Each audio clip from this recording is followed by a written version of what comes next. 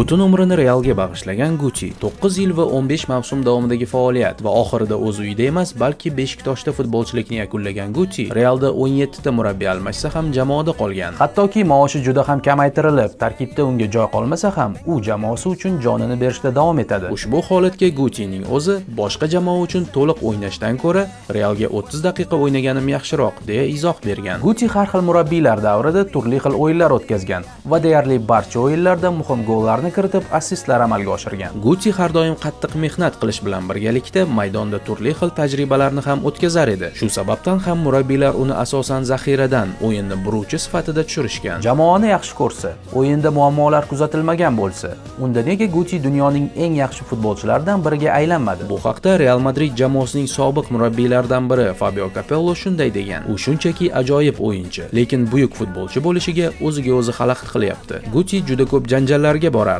Ba'zida Casillas bilan, ba'zida zaxiradan tushishdan bosh tortardi. Guti asosiy tarkibdan joy ololmaganining yana bir sababi o'sha davrda Real Madrid tarkibida dunyoning eng yaxshi futbolchilari to'planishgan edi. Shunday qilib, Guti o'z potensialini maksimal darajada ko'rsata olmagan bo'lsa-da, u baribir Real Madrid tarixida o'z izini qoldirgan va ko'plab muxlislarning sevimli futbolchisi sifatida qadrlanadi. Do'stlar, keyingi videolar qaysi futbolchi haqida bo'lishini xohlaysiz? Izohlarda yozib qoldiring va biz eng ko'p like yig'gan futbolchi haqida video ishlaymiz.